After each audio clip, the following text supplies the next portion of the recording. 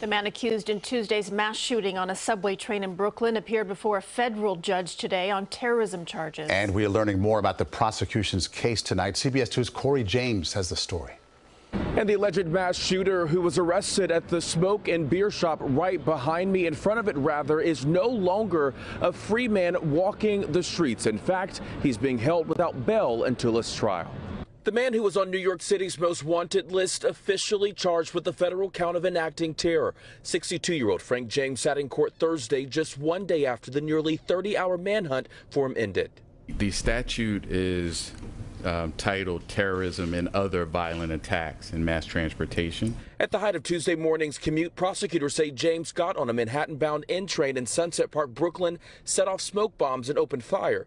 10 people were shot, 20 others hurt, according to the newly unsealed federal complaint. What happened in the New York City subway system on Tuesday was a tragedy. It is a blessing that it was not worse.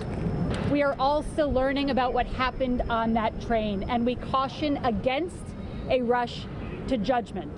Investigators say James crossed state lines with a bag of weapons, including hatchets, pepper spray, fireworks, and gas canisters. We now know he did a practice run the day before to make sure his weapons worked properly. And because of that, prosecutors say his attack was premeditated and constituted an act of terror.